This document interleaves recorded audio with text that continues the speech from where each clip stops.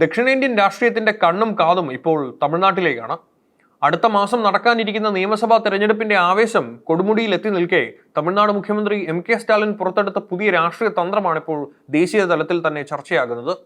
ഇത്തവണത്തെ തെരഞ്ഞെടുപ്പ് കേവലം ഒരു ദ്രാവിഡ പാർട്ടികൾ തമ്മിലുള്ള പതിവ് മത്സരമല്ല, മറിച്ച് തമിഴ്നാടും ദില്ലിയും തമ്മിലുള്ള പോരാട്ടമാണെന്ന് സ്റ്റാലിൻ പ്രഖ്യാപിച്ചിരിക്കുകയാണ്. ഭരണവിരുദ്ധ വികാരത്തെ മറികടക്കാൻ പ്രാദേശികവാദവും തമിഴ് സ്വത്വവും ആയുധമാക്കുകയാണ് DMK. ലോക്സഭാ തെരഞ്ഞെടുപ്പിൽ DMK മുന്നണിക്ക് വൻ വിജയം നേടിക്കൊടുത്ത നാടും നമ്മതേ 40ഉം നമ്മതേ എന്ന മുദ്രാവാക്യത്തിന്റെ പുതിയ പതിപ്പായാണ് സ്റ്റാലിൻ ഇപ്പോൾ നിയമസഭയിൽ അവതരിപ്പിക്കുന്നത്. രാഷ്ട്രീയ പ്രവേശനത്തിലൂടെ വലിയ ഓളമുണ്ടാക്കിയ നടൻ വിജയെ ഒരു പ്രധാന എതിരാളിയായി കാണാൻ പോലും സ്റ്റാലിൻ തയ്യാറാകുന്നില്ല എന്നതാണ് ശ്രദ്ധേയമായ ഒരു കാര്യം. DMKയുടെ പ്രധാന പോരാട്ടം BJPയോടും RSSനോടും ആണെന്ന് വരുത്തി തീർക്കുന്നതിലൂടെ പ്രതിപക്ഷ വോട്ടുകളിൽ വിള്ളൽ ഉണ്ടാക്കാനാണ് അദ്ദേഹം ലക്ഷ്യമിടുന്നത്. തമിഴകത്തെ ഈ രാഷ്ട്രീയ പോരാട്ടത്തിന്റെ കൂടുതൽ വിശദാംശങ്ങളിലേക്ക് നമുക്കൊന്ന് കടന്നു ചെല്ലാം. തമിഴ്നാട്ടിലെ രാഷ്ട്രീയ സമവാക്യങ്ങൾ മാറ്റിമറിച്ചുകൊണ്ടാണ് മുഖ്യമന്ത്രി M.K. സ്റ്റാലിൻ തന്റെ പ്രധാന എതിരാളി ആരെന്ന് പ്രഖ്യാപിച്ചിരിക്കുന്നത്. സംസ്ഥാനത്തെ മുഖ്യ പ്രതിപക്ഷ പാർട്ടിയായ ADMKയോ രാഷ്ട്രീയത്തിൽ പുതുതായി എത്തിയ വിജയോ അല്ല താൻ ഭയക്കുന്നതെന്ന് സ്റ്റാലിൻ ആവർത്തിക്കുന്നു. BJPയും RSSും തമിഴ്നാടിന്റെ സത്വത്തെ നശിപ്പിക്കാൻ ശ്രമിക്കുന്നുവെന്നും അത് തടയാൻ DMKക്ക് മാത്രമേ കഴിയുമെന്നാണ് അദ്ദേഹത്തിന്റെ പ്രധാനപ്പെട്ട വാദം. കേന്ദ്ര സർക്കാരിനെ പ്രതിക്കൂട്ടിലാക്കുന്ന ശക്തമായ ആയുധങ്ങളാണ് സ്റ്റാലിൻ ഇത്തവണ പ്രയോഗിക്കുന്നത്. തമിഴ്നാട്ടിലെ കേന്ദ്ര വിഹിതം തടഞ്ഞുവെച്ചെന്നും ദക്ഷിണേന്ത്യൻ സംസ്ഥാനങ്ങൾക്ക് തിരിച്ചടി ആയേക്കാവുന്ന മണ്ഡല പുനർനിർണയം പോലെയുള്ള നീക്കങ്ങളും അദ്ദേഹം ജനങ്ങൾക്കിടയിൽ സജീവ ചർച്ചയാക്കുന്നു. ഇതിലൂടെ വരാനിരിക്കുന്ന തെരഞ്ഞെടുപ്പിനെ തമിഴ്നാടിന്റെ അന്തസ്സും ദില്ലിയുടെ അധികാരവും തമ്മിലുള്ള പോരാട്ടമാക്കി മാറ്റാനാണ് DMK ശ്രമിക്കുന്നത്.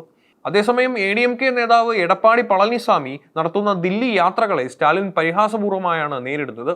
അമിത്ഷായെ കാണാൻ അടിക്കടി ദില്ലിക്ക് പോകുന്നത് തമിഴ്നാടിന്റെ സ്വയംഭരണം പണയപ്പെടുത്തിക്കൊണ്ടുള്ള കീഴടങ്ങലാണെന്ന് DMK ആരോപിക്കുന്നു. എന്നാൽ കരുണാനിധിയുടെ കാലത്തെ DMK BJP സഖ്യം ഓർപ്പിച്ചും സ്റ്റാലിനെ വ്യക്തിപരമായി ആക്രമിച്ചും തിരിച്ചടിക്കാനാണ് EPS ശ്രമിക്കുന്നത്. കർഷക രോക്ഷവും ക്രമസമാധാന പ്രശ്നവും ഉയർത്തിക്കാട്ടി ഭരണവിരുദ്ധ വികാരം വോട്ടാക്കി മാറ്റാനുള്ള തീവ്ര ശ്രമത്തിലാണ് പ്രതിപക്ഷം. സിനിമയിലെ താരപദവിയിൽ നിന്ന് രാഷ്ട്രീയത്തിന്റെ ഗോതയിലേക്ക് ഇറങ്ങിയ വിജയിയുടെ തമിഴക വെട്ടിക്കഴകം യുവാക്കൾക്കിടയിൽ വലിയ തരംഗമാണ് സൃഷ്ടിച്ചിരിക്കുന്നത്. മാറ്റമെന്നൊരു ഒറ്റ മുദ്രാവാക്യവുമായി എത്തുന്ന വിജയ് ദ്രാവിഡ പാർട്ടികളുടെ കുടുംബ ഭരണത്തിനും അഴിമതിക്കുമെതിരെയാണ് പ്രധാനമായും വിരൽ ചൂണ്ടുന്നത്. എന്നാൽ വിജയ് ഒരു പ്രധാന എതിരാളിയായി പ്രതിഷ്ഠിക്കാൻ മുഖ്യമന്ത്രി M.K. സ്റ്റാലിൻ ഇപ്പോഴും തയ്യാറാകുന്നില്ല എന്നതാണ് ശ്രദ്ധേയമായ വസ്തുത.